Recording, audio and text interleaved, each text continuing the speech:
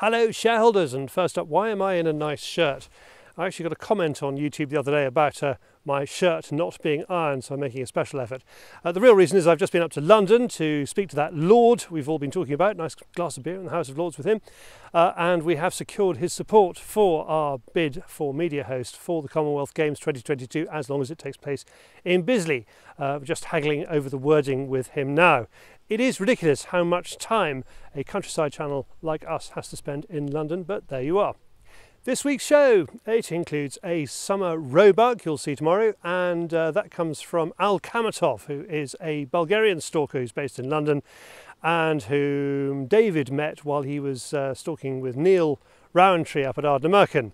Well, this one is about stalking roebuck in the rut in Surrey, and it answers quite a nice little proposition which I think works for Fieldsports, which is from a standing start in pretty well any city in the UK, you can go deer stalking with a guide more cheaply and more quickly than you can get a game of tennis or a game of golf. I think that's quite a good statistic to put out there to encourage people into our sport. Now, we're obviously going to make the point that you have to be able to shoot straight, and we will be talking up the various rifle ranges you can go to too.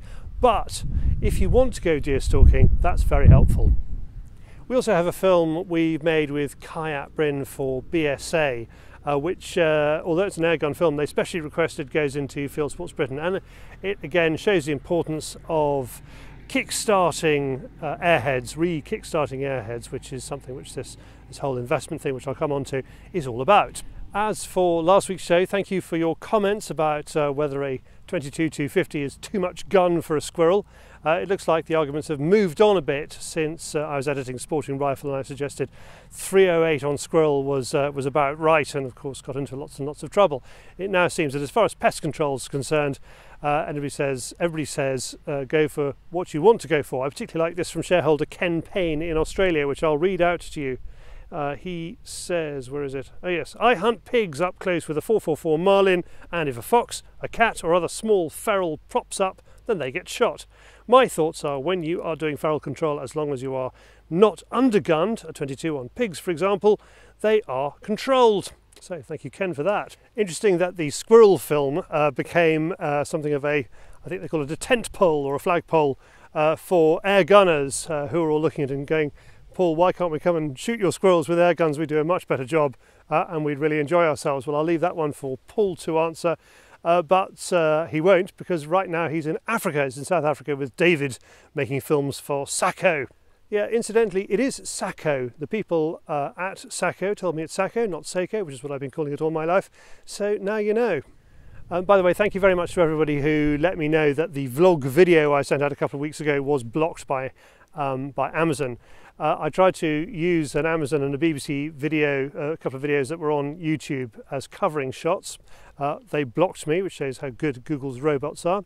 So I tried to get clever, and I flipped the film 180 degrees. I covered it with a 20% black mask, and I knocked out the sound, and still they've blocked me. So it just goes to show you can't fool Google. Now to business, and Patrick East gets in touch. He would like us to make a film that shows, well, honest fox hunters waking up in the morning, getting their ponies ready and going out fox hunting, a granddad and his grandson getting up in the morning, getting their air guns ready to go out rabbiting, and at the same time a juxtaposition of aunties getting up in the morning, pulling on their balaclavas, and then how those three groups come together throughout the day. Obviously the aunties won't come out terribly well from this. Now, I have reservations about making a film like this for two reasons. First of all, I think a modern TV audience knows when it's being talked to like this, when it's being told what to think.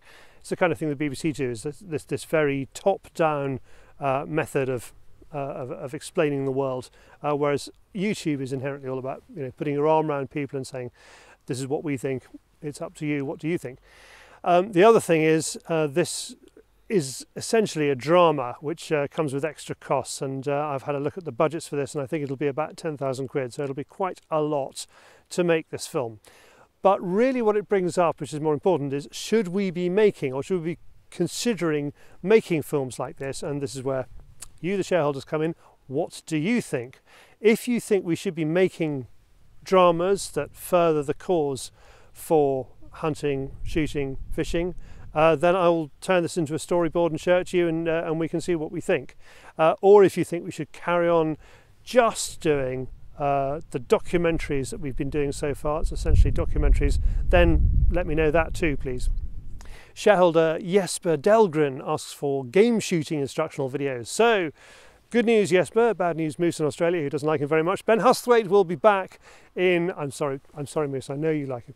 Ben Husthwaite will be back in the autumn, and he'll definitely be doing game shooting. I saw him at the FITASC in France last week, and he also wants to get his teeth into an answer to the film we made about shooting clays one eye closed. If you haven't seen that film already and are yet to be outraged by it, I put a link to it in the description below.